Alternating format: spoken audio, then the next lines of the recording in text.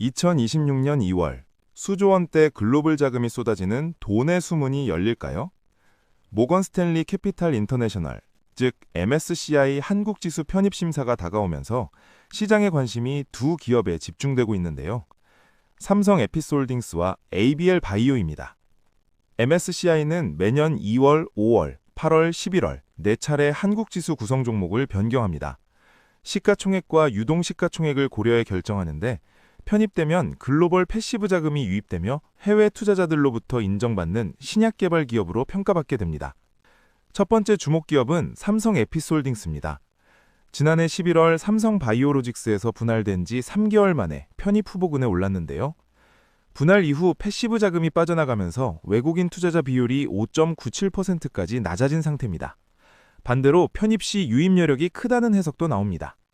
삼성증권 김동영 연구원에 따르면 시가총액은 기준을 크게 넘지만 아직 공개되지 않은 유동 비율이 핵심 변수라고 합니다. 삼성바이오로직스처럼 25%가 적용되면 편입 가능성이 높지만 20% 이하면 이번 편입이 어려울 수 있다는 분석입니다. 두 번째 주목 기업은 ABR 바이오입니다. 지난해 말까지 편입 가능성이 높다는 전망이 나왔으나 1월 30일 사노피의 기술이 전한 파킨슨병 신약 ABR301의 개발 우선순위가 조정됐다는 소식에 주가가 급락했습니다. 시가총액은 2조 원 이상 감소했고 외국인 투자자 비율도 14.11%에서 11.98%로 낮아졌습니다. 사노피의 2025년 연간 실적 자료에서 ABR301을 디프라이어러타이즈드 우선순위 조정으로 표현하면서 시장의 불안감이 확산됐는데요. 하지만 회사 측 설명은 달랐습니다. 이상훈 ABL 바이오 대표는 사노피가 알파 시뉴클레인 전용 측정 장비를 준비하는 과정이라며 일정 조정은 난이도 높은 신약 개발에서 성공 가능성을 높이기 위한 필수 과정이라고 밝혔습니다. 실제로 글로벌 제약사 로슈도 파킨슨병 치료제 개발에서 이미징 기반 접근을 위해 유사한 전략 수정을 거쳤다고 합니다.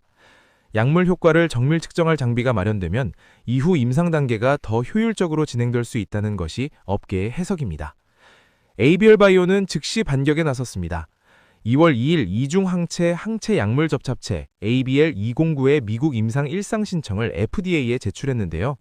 지난달 ABL206 임상 승인에 이어 파이프라인 다변화 전략을 보여주고 있습니다. 2월 9일에는 뇌혈관 장벽 투과 플랫폼 그랩바디 B에 활용되는 IGF-1 아항체의 콜롬비아 특허도 확보했습니다. 2040년까지 권리가 보장되는 이 특허는 최근 RNA 전문 기업과의 공동 연구에서 약물 전달 시스템으로서의 가능성도 확인됐다고 합니다. K바이오의 도전은 이 두 기업에 그치지 않습니다. HK 이노에는 1월 국산 35신약 K캡에 미국 신약 허가 신청을 제출했고 HLB도 가남 신약 허가에 세 번째로 도전장을 냈습니다. SK바이오팜의 방사성 의약품 후보물질도 임상 1상 승인을 받았습니다. 제약바이오 업계에서는 2024년 네클라자 이후 2년 만에 FDA 승인 소식이 나올지 주목하고 있습니다. 작년 한 해 승인 사례가 없었던 만큼 올해 연초부터 이어지는 임상 신청 행보에 관심이 모이는 상황입니다.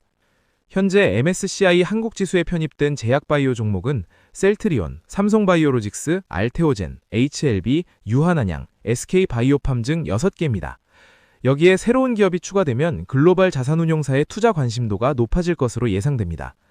삼성 에피스홀딩스는 유동 비율 산정 결과가, ABL 바이오는 다변화된 파이프라인 전략이 각각 핵심 변수로 작용하고 있습니다. 단기적으로는 주가 변동성이 나타날 수 있으나 해외 투자 유치와 FDA 승인이라는 중장기 목표는 분명해 보입니다. 업계 관계자는 이번 2월 정기 변경이 아니더라도 이후 5월이나 8월에 언제든 현입될 가능성이 있다고 전망했습니다. 중요한 건 속도가 아니라 기업의 본질적 가치와 방향이라는 것이죠. K바이오가 단순한 기대감을 넘어 실적으로 증명하는 단계로 진입할 수 있을지 2026년 2월이 첫 번째 시험됩니다. 위기와 기회가 공존하는 지금 흐름을 읽는 눈이 필요한 때입니다.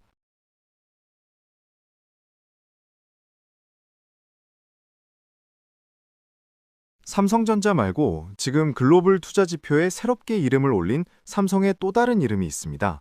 바로 삼성 에피스 홀딩스인데요. 도대체 무슨 일이 벌어지고 있길래 주가는 상승세를 보이고 경영진들은 자기 돈을 털어 자사주를 매입하고 있는 걸까요? 결정적인 사건이 터졌습니다.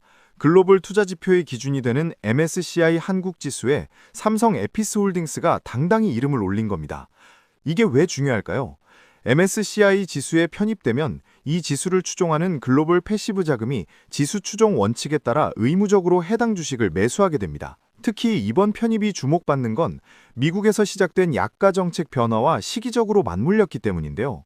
트럼프 대통령이 2월 5일 백악관에서 직접 발표한 트럼프 RX, 의약품 가격을 대폭 낮추겠다는 정책입니다. 실제 사례를 보면 198만 원 하던 비만 치료제 위고비가 29만 원에 구매 가능한 쿠폰이 발급됩니다. 최대 85% 할인인 셈이죠. 업계에서는 이런 오리지널 약가 인하 흐름 속에서 상대적으로 저렴한 바이오 시밀러, 즉 바이오 복제약의 경쟁력이 부각될 것으로 전망하고 있습니다. 삼성바이오에피스는 바이오 시밀러 분야 주요 기업 중 하나로 트럼프 RX로 형성되는 바이오 시밀러 우호 시장에서 수혜를 입을 것으로 업계는 보고 있습니다. 이런 분위기 속에서 김경하 대표는 2월 4일 자사주 1045주를, 김영준 CFO는 5일 200주를 장내 매수하며 경영 자신감을 보였습니다. 경영진의 자사주 매입은 회사 성장에 대한 확신과 주주가치 제고 의지로 해석됩니다. 하지만 이제 삼성에피스는 실질적인 수익 창출 능력을 증명해야 하는 시험대에 올랐습니다. 업계는 개발 단계별 계약금인 마일스톤 수익 없이도 실적을 방어할 수 있을지, 분기별 변동성을 줄일 수 있을지를 핵심 변수로 주목하고 있습니다. 분기마다 들쭉날쭉했던 변동성을 줄이고 구조적인 안정성을 입증해야만 MSCI 편입 효과가 지속될 수 있습니다. 만약 비용 관리에 실패한다면 분할 이후 구조 변화의 부담이 드러날 수도 있다는 우려도 있습니다. 반면 긍정적인 요소도 있습니다. MSCI 지수 편입으로 향후 유상증자나 투자 유치 같은 자본 조달 환경이 개선될 여지가 생겼습니다. 삼성에피스는 항체 약물 접착체, 즉 ADC 같은 신약 영역으로 R&D 범위를 점진적으로 확장하겠다는 계획을 밝힌 바 있습니다. 오는 2월 27일 장 마감 이후 MSCI 지수 리밸런싱을 통해 실제 패시브 자금 이동이 이루어집니다. 이날이 하나의 분수령이 될 전망입니다. 미국의 약가 정책 변화와 MSCI 편입이라는 두 가지 호재를 동시에 맞은 삼성에피스 홀딩스. 과연 실적으로 이를 뒷받침할 수 있을까요? 글로벌 자금 흐름을 읽으면 투자 기회가 보입니다. 삼성에피스가 그려갈 바이오 산업 지형도 여러분은 어떻게 전망하시나요?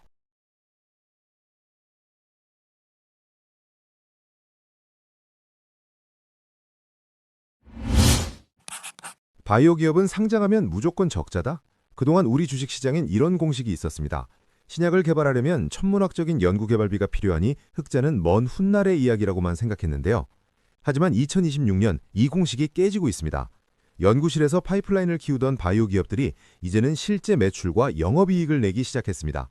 기대감이 아닌 실적으로 말하는 시대가 열린 겁니다. 적자는 숙명이라던 바이오 업계에 흑자 전환이라는 키워드가 등장했습니다. 단순히 기술 이전 계약 체결로 주가가 오르는 게 아니라 손익계산서에 영업이익이 찍히는 본격적인 수익화 단계로 접어든 것입니다. 가장 주목받는 사례는 에임드바이오입니다. 신약개발사들은 보통 상장 후 수년간 상장 비용과 연구비 부담으로 적자를 감수하는데요. 이 회사는 상장 첫 해에 영업이익률 44%를 기록했습니다. 매출은 전년 대비 302% 증가한 473억 원, 영업이익은 206억 원을 달성했습니다.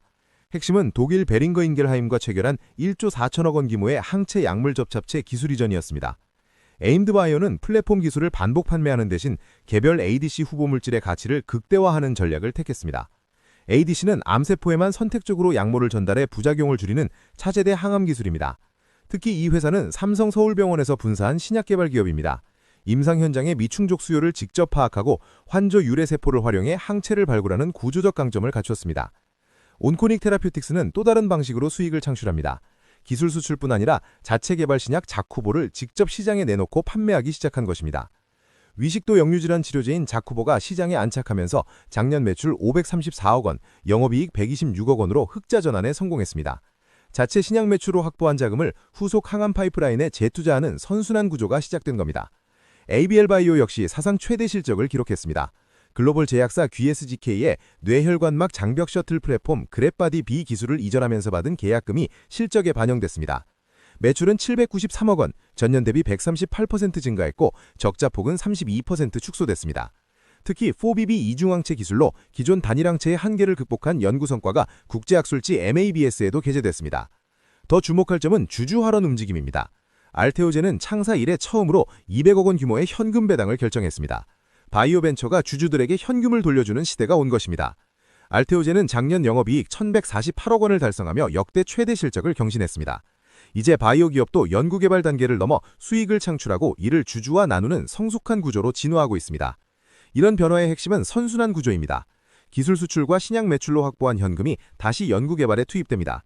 외부 자금에 의존하던 과거와 달리 자체 수익으로 파이프라인을 확장하는 탄탄한 성장 기반이 마련된 것입니다. 물론 지속 가능성에 대한 과제도 남아 있습니다.